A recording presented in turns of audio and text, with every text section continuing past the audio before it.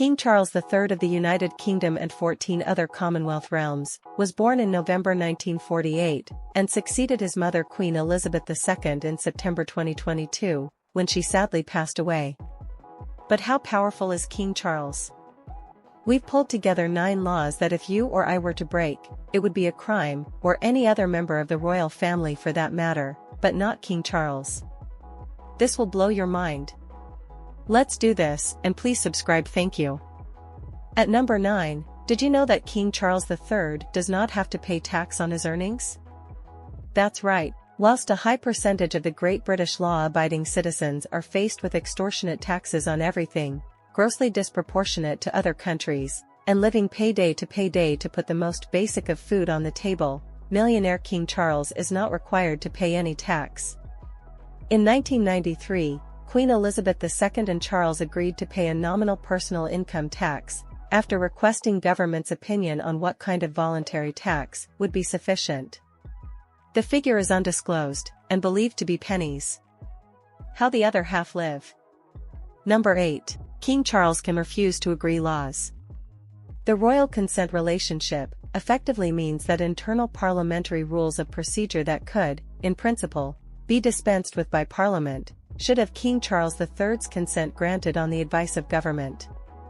The monarch never takes the decision to withhold consent. The last time a bill was refused by a monarch was Queen Anne in 1708, when she did not like the look of the Scottish Militia Bill, claiming it was disloyal. Number 7, I'm not sure he would ever want to do so, but King Charles III is the only person in Great Britain allowed to eat a swan. Since 1981, the swan became protected, and eating one was made illegal in Great Britain.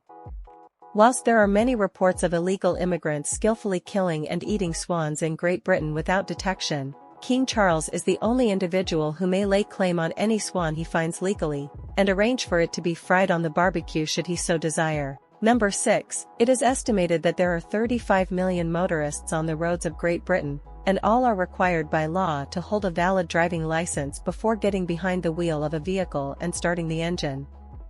Not King Charles III. He is not even required to take a driving test, or display a number plate, as all driving licenses are issued in his name. Number 5, sticking with the subject of identification, King Charles III is not required to hold a passport. He previously held a passport in his position of Prince of Wales, but as a special perk of being the sovereign, he is no longer required to provide a passport when he leaves the UK. Okay for some. Number 4, in 1967, the Freedom of Information Act was created, which provided the general public a right to request access to records from any federal agency. This can be anything from the revenue of a company, to requesting body-worn footage recorded by a police officer. Sometimes information may be presented as redacted for items of extreme secrecy, but when it comes to King Charles III, he is the only person in Great Britain that you will receive a return to sender notification. You cannot put in a Freedom of Information request on him, as he is exempt. Number 3, we have covered King Charles III not requiring a driving license, but to really karate kick the great British general public in the throat, he is also not required to drive under the legal speed limit. Motorists in the UK face hefty fines for driving slightly over the speed limit as well as penalty points to their licenses.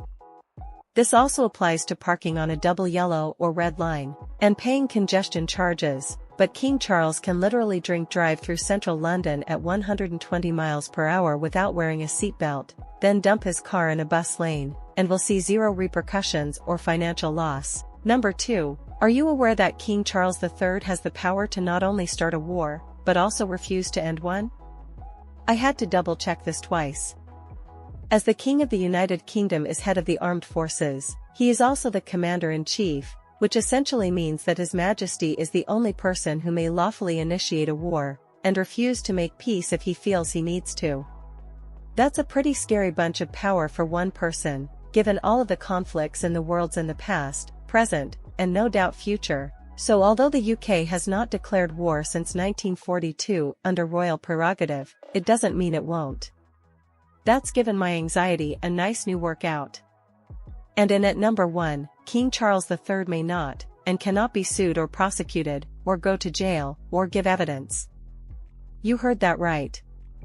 The monarch is personally immune from any criminal or civil actions, no matter what the circumstances. Technically, and as a real outside bet, King Charles III could walk into a supermarket with an enormous gun and start blowing people's heads off, with absolutely no fear of being prosecuted. Should a situation like this arise, it is thought that the king would step down from his position, upon which he could then be tried for his crimes, but it is legally possible for him to go on a mass shooting spree and evade the wrath of the law if he refuses to leave his post and isn't somehow overthrown. Just think about that. So there we have it, King Charles III really is above the law. What do you think, and do you know of any other laws he may gleefully breach without consequences? Let me know in the comments, and please subscribe, thank you.